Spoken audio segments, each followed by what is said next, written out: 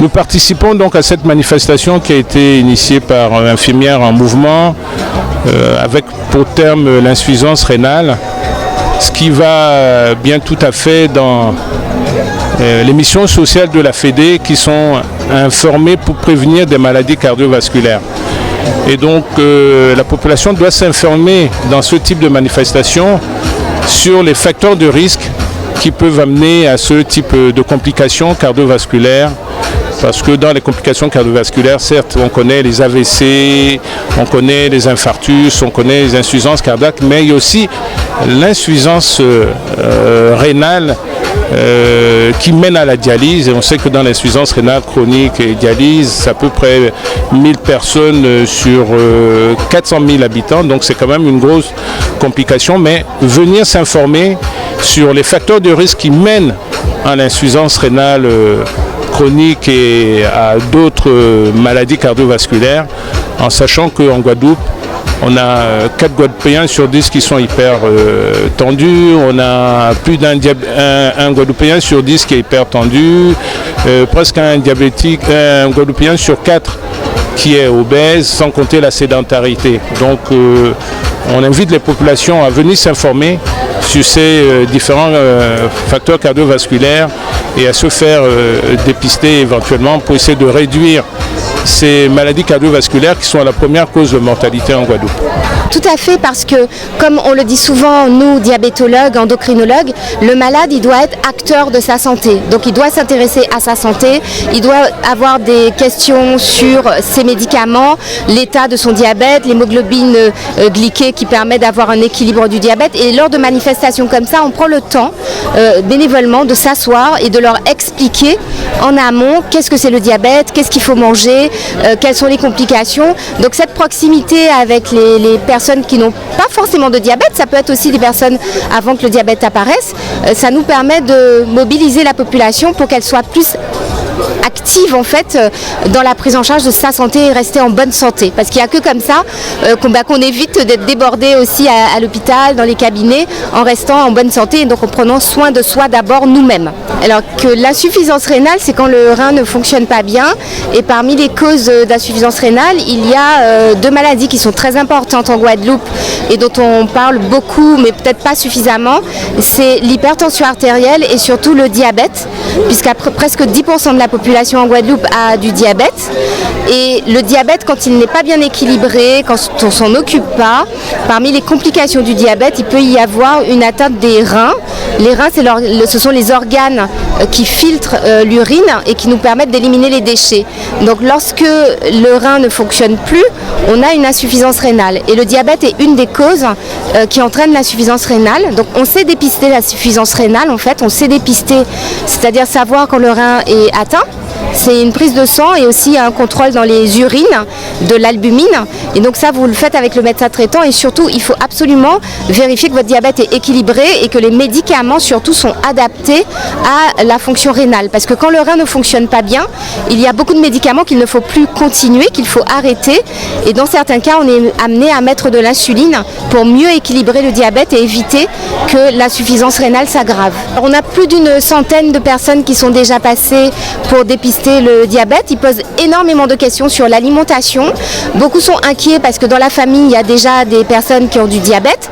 Donc ils nous demandent est-ce qu'ils vont absolument être diabétiques ou pas. Donc nous, on est là pour leur expliquer comment adapter leur mode de vie pour retarder le plus l'apparition du diabète, voire pour éviter l'apparition du diabète. Donc oui, on a un succès et c'est vrai que c'est une manifestation autour du rein qui a permis de rassembler plusieurs spécialistes grâce aux infirmières en mouvement. Donc c'est une journée qui me semble essentielle, car on se rend compte en parlant avec la population que la maladie de l'insuffisance rénale chronique est très peu connue. Le rein en lui-même, cet organe, est très peu connu, et donc ça permet au moins de remettre les choses dans leur élément et expliquer à la population qu'est-ce que c'est. Donc une infirmière de dialyse reste une infirmière de type lambda, donc on peut avoir des soins qu'on trouve dans d'autres services. les prises de glycémie, les tensions, une petite toilette si besoin, les soins de nursing. Mais après, c'est vrai que l'infirmière de dialyse a sur le plan technique, en plus, notre outil de travail reste un générateur de dialyse. Donc on a ça aussi à gérer, à paramétrer, à plus ou moins connaître et régler s'il y a des alarmes et à adapter aux patients que l'on reçoit.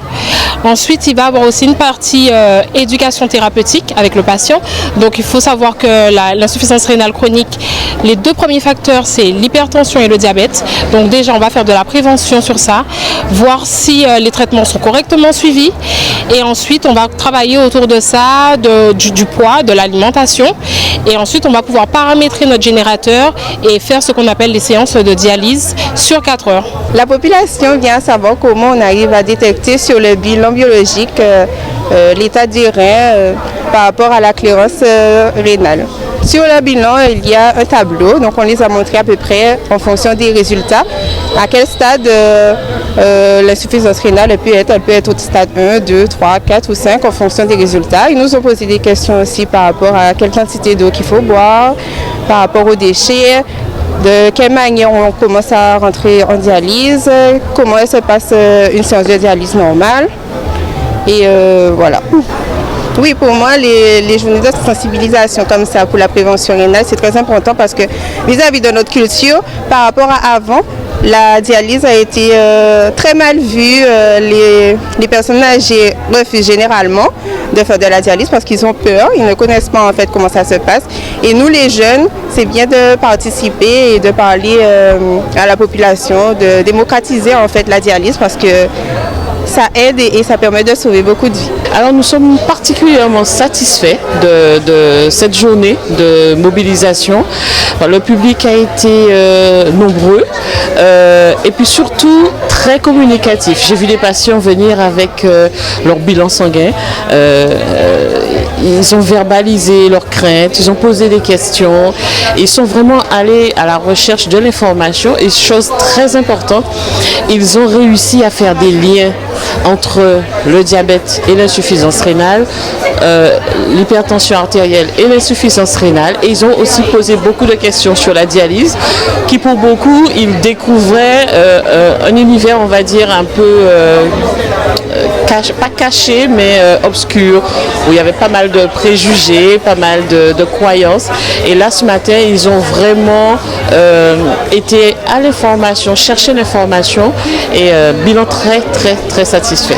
Non seulement il faut refaire, mais il faut aussi que ce genre de manifestation se multiplie sur l'ensemble du territoire, pas seulement en Basse-Terre, en Grande-Terre, à Marie-Galante.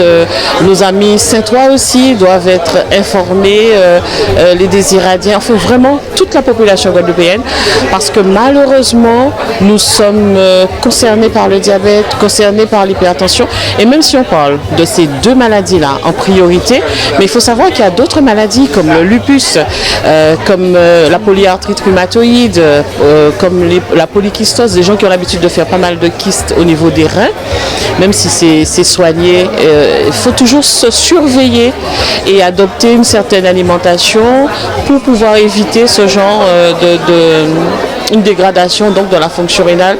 Donc une action à renouveler très souvent. Aujourd'hui, on a une particularité, c'est qu'on a invité Madame Marie-Gustave ainsi que l'association de l'Aplaméradome avec beaucoup de plantes, des remèdes rasiers, et c'était important pour nous de mettre en lumière ce point-là, parce qu'on a des patients qui ne se contentent pas des traitements conventionnels, mais qui recherchent aussi dans nos plantes, dans nos remèdes rasiers, des solutions pour retrouver une santé, une meilleure santé. Donc c'est aussi un point que je tiens à souligner, associer médecine traditionnelle et médecine conventionnelle pour le bien-être des patients.